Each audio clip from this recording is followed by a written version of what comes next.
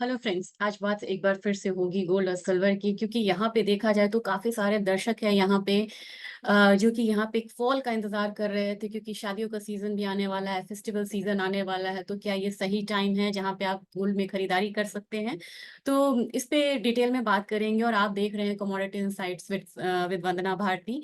और इस special episode में आज यहाँ पे ध्यान देंगे, क्योंकि गोल्ड और सिल्वर में काफी दिनों से देखा जाए तो एक रिकॉर्ड हाई के बाद एक रैली में पॉज आता हुआ सा दिख रहा है। क्या कारण है कि ये पॉज आ रहे हैं? क्योंकि लड़ाइयाँ तो अभी तक यहाँ पे हैं। और यहाँ पे देखा जाए तो इंटरेस्ट रेट यहाँ पे हायर साइड है, और सितंबर में बात भी हो रही है कि एक कट आना है। तो फिर इतने सारी बातों के बावजूद यहाँ पे गोल्ड में हम लोगों ने क्यों एक फॉल आता हुआ देखा है? सबसे बड़ी बात है कि हेज फंड्स जो यहाँ पैसे बनाए हुए थे, जिन्होंने लॉन्ग पोजीशन को क्रिएट किया था, उन्होंने कुछ पैसे यहाँ से निकाले हैं। ईटीएफ में यहाँ पे लगातार आउटफ्लो देखा गया है, और 2019 में जितना आउटफ्लो था, फिर से उतना आउटफ्लो एक बार हम लोगों ने ईटीएफ में आता हुआ देखा है। लेकिन फ्यूचर्स में यहाँ पे लॉन्ग पोजीशंस भी बन रहे हैं हर लोअर साइड पे। तो हम ये कह सकते हैं कि रैली में अभी ये जो करेक्शन आ रहा है गोल्ड और सिल्वर में, फॉर द टाइम बिंग है, बहुत टाइमिंग है, और बहुत ब्रीफ पीरियड के लिए, यानी कि बहुत छोटे पीरियड के लिए यहाँ पे आने वाला है। तो जो लोग यहाँ पे फिजिकल में बाइंग के लिए यहाँ पे इंतजार कर रहे हैं, उन्हें एक मौका मिल सकता है गोल्ड में फिजिकल बाइंग का। या फिर अगर आप फ्यूचर्स के प्लेटफॉर्म पे, डेरिवेटिव प्लेटफॉर्म पे यहाँ पे आप ट्रेड करना चाहते हैं, तो आपको करेक्शन पे खरीदारी का मौका मिल सकता है। लेकिन ये करेक्शन कितने दिनों तक स्टेबल रहेगा, ये अभी भी डाउटफुल है, क्योंकि गोल्ड में जितने भी यहाँ पे कारण है वो यही बता रहे हैं कि फिर से एक तेजी यहाँ पे आ सकती है। ये जो वीडियो है ये बिल्कुल शॉर्ट टर्म के व्यू के लिए है, गोल्ड के लिए। और यहाँ पे लग रहा है कुछ फैक्टर्स है जो कि यहाँ पे डाउन साइड को इंडिकेट कर रहे हैं। सबसे बड़ी बात है, डॉलर इंडेक्स में लगातार एक इजाफा देखने को मिल रहा है, 106 से ऊपर ये ट्रेड कर रहा है। अभी ब्रीफली ये 106 से नीचे आया है, लेकिन लग रहा है कि फिर से एक सपोर्ट लेगा, फ्रेश बाइंग आएगी, और फिर से डॉलर इंडेक्स में एक बढ़त देखने को मिलेगा। और हम जानते हैं कि डॉलर इंडेक्स और गोल्ड का नेगेटिव कोरिलेशन है। दूसरी बात यह है कि यूएस का ट्रेजरी यील्ड जो है वो लगातार हायर साइड यहाँ पे ट्रेड हो रहा है। मैं आपको चार्ट पे भी ये दिखाना चाहूंगी। ये यहाँ पे इंडिकेट कर रहा है कि एक सेलिंग जो है गोल्ड में वो कंटिन्यू रह सकती है। तीसरी बात ये है कि सेंट्रल बैंक्स यहाँ पे फंडामेंटल रीजन है कि बाइंग जो है उसे थोड़ा सा स्लो किया है मई महीने में। खासकर चाइना से जो बाइंग है गोल्ड की सेंट्रल बैंक्स के द्वारा, वो यहाँ पे कम हुई है।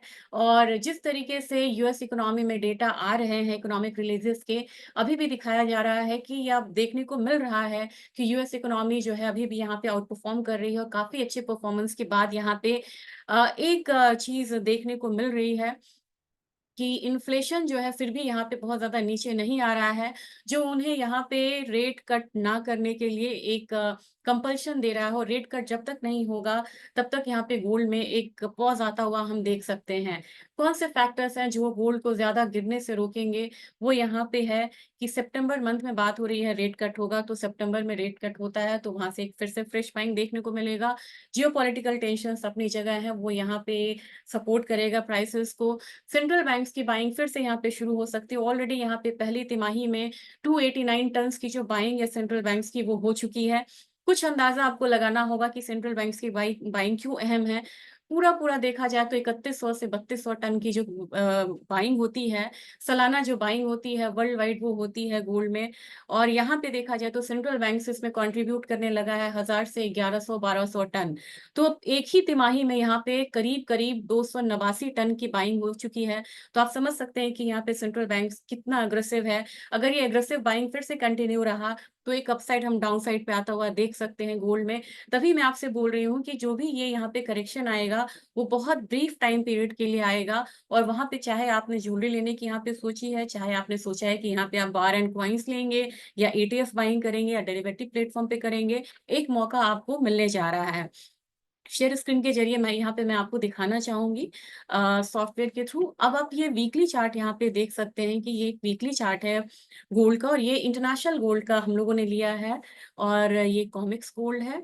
यहाँ पे आप देख सकते हैं कि काफी लॉन्ग कंसोलिडेशन है। एक हाई लगा था यहाँ पे मई महीने में ये हाई लगा था, करीब करीब ये 2454 डॉलर का हाई लगाने के बाद हम लोगों ने लगातार एक करेक्शन आता हुआ देखा है। और अब ये एक कंसोलिडेट कर रही है, और लग रहा है प्राइसेस नीचे की तरफ, ये वाला जो आपको एक सपोर्ट बना हुआ है 2292 के करीब प्राइसेस फिर से करेक्ट हो सकता है। अगर एमसीएक्स की बात की जाए तो यहाँ पे 70,700 से नीचे ये कमोडिटी आती है तो फ्रेश सेलिंग देखने को मिलेगा, लेकिन इमीडिएट सपोर्ट यहाँ पे 70,700 का है। तो इस लेवल को आप ध्यान में रखिए कि यहाँ पे जब तक ये 2290 को नहीं तोड़ रहा है तब तक एक रेंज में है, लेकिन इसको हिसाब में रखते हुए यहाँ पे एक फॉल जो है वो वीकली चार्ट पे दिख रहा है। अगर ओवरऑल देखें यहाँ पे तो मार्केट जो है एक अपसाइड रैली में एक पॉज आता हुआ सा दिख रहा है, और जो सबसे पहला सपोर्ट बनेगा वो 2290 का बनेगा। इसको ब्रीच अगर करता है, काफी स्ट्रॉन्ग सपोर्ट है, इसको ब्रीच करे तभी आप ये वाला मार्क यहाँ पे मान सकते हैं, जो कि करीब करीब आपको बनेगा 2240 का। तो हड़बड़ी नहीं करना है कि 2240 आएगा, आपको ध्यान में रखना होगा कि 2292 तोड़े तभी यहाँ पे आपको 2240 दिखेगा, नहीं तो उससे पहले फिर से बाइंग आ सकती है। एमसीएक्स का चार्ट क्या कहता है? एमसीएक्स का चार्ट ये बोल रहा है कि बाइंग जो है यहाँ पे अब यहाँ पे बिल्कुल कम हो रहा है, डल हो रहा है, और प्राइसेस एक बार नीचे की तरफ जा सकते हैं। और पिछला जो हम लोगों ने हफ्ते का लो आता हुआ देखा है, यानी कि 70,870 के करीब, फिर से एक बार गोल्ड यहाँ पे टूट सकता है। इस लेवल को ध्यान में रखिएगा, 70,870 और 70,750 के करीब एक बार फिर से गोल्ड में फॉल आता है। फ्रेश सेलिंग जो है वो तभी आएगी जबकि यहाँ पे डेली क्लोजिंग जो है 70,750, फिर से रिपीट कर रही हूँ, 70,750 से नीचे अगर डेली क्लोजिंग होती है तो ही जाके आप यहाँ वाला फॉल आता हुआ देख सकते हैं, जो कि करीब करीब आपको 70,000 के करीब का है। तो पहला पड़ाव डाउनसाइड करेक्शन का पहला टारगेट हमारा रहेगा 71,000, दूसरा रहेगा 70,700। उसके नीचे की क्लोजिंग होती तभी हम तीसरे टारगेट की तरफ बढ़ेंगे, जो कि हमारा है 70,100 का। अब यहाँ पे थोड़ा-सा मैं चाँदी पे जाना चाहूँगी, क्योंकि काफ़ी लोग हैं जो कि चाँदी में यहाँ पे चाह रहे हैं कि चाँदी में किस तरीके की मूव आएगी। तो चाँदी में सबसे पहले चलते हैं इंटरनेशनल मार्केट।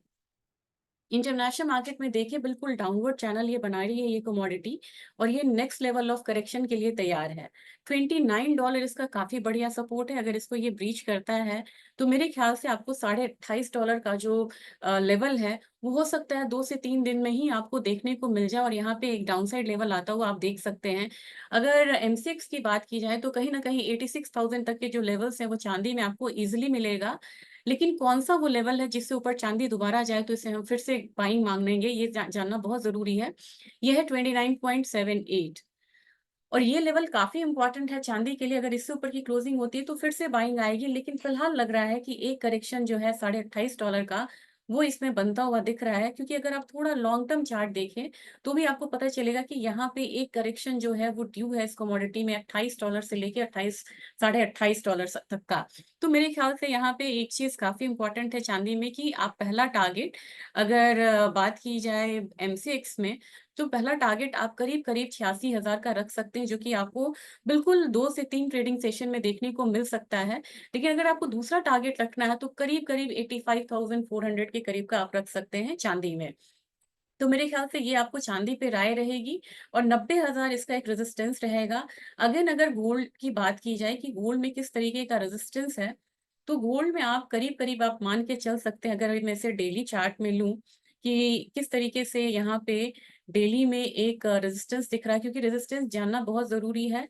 अगर यहाँ पे ट्रेंड थोड़ा भी रिवर्स होता है तो आपको जानना होगा कि आपको अपनी पोजीशन कहाँ पे हटानी है। तो करीब करीब मुझे लग रहा है कि 71,563 के करीब ये ट्रेड हो रहा है।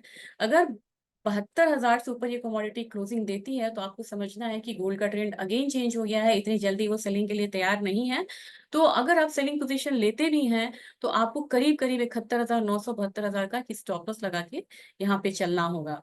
तो ये गोल्ड और सिल्वर के लिए एक ट्रेड था यहाँ पे, कि शॉर्ट टर्म में यहाँ पे मुझे थोड़ा सा करेक्शन लग रहा है, लेकिन जब तक 71,000 से नीचे की यहाँ पे एक कह सकते हैं कि यहाँ पे अगर जब तक क्लोजिंग नहीं देता है तब तक एक क्लियर सिग्नल नहीं है गोल्ड सिल्वर में कि वहां से शार्प फॉल देखने को मिल सकता है। तो गोल्ड सिल्वर में आप ट्रेडिंग करिए, लेकिन अपने स्टॉप लॉस को मेंटेन करिए। ये मान के चलिए कि यहाँ पे बहुत लंबी यहाँ पे गिरावट जो है वो देखने को आपको नहीं मिलेगी। एयर एंड में फिर से जो इसका टारगेट है करीब करीब 76,000 78,000 के लिए है। तो जिनको फेस्टिवल डिमांड है, गिफ्ट के पर्पज से, शादी के पर्पज से, जिन्हें अभी गोल्ड लग रहा है कि खरीदना है, वो करीब करीब 71,000 से 70,000 के बीच में खरीदने का आपको यहाँ पे मौका मिल सकता है। उसको ध्यान में रखते हुए आप यहाँ पे ट्रेड कर सकते हैं। दूसरी चीज़ है कि अगर 22 कैरेट का अगर आप ज्वेलरी लेते हैं तो करीब-करीब आपको यहाँ पे अगर 70,000 नीचे की तरफ आता है तो 67-66,000 के करीब आपको ये 22 कैरेट का मिल जाएगा। उसको ध्यान में रखते हुए आप यहाँ पे ट्रेड करिए। और कुछ चीज़ मैं यहाँ पे पर्सनल बोलना चाहती हूँ कि अगर आप यहाँ पे ज्वेलरी खरीदना चाह रहे हैं तो हॉलमार्क ज्वेलरी का ज़रूर ध्यान में रखिएगा। काफ़ी इम्पोर्टेंट होता है क्वालिटी पर्पज़ से। इसके साथ मैं वीडियो को यहाँ पे एंड कर रही हूँ। वीडियो कैसा लगा ये आप फीडबैक ज़रूर दीजिएगा। Thank you.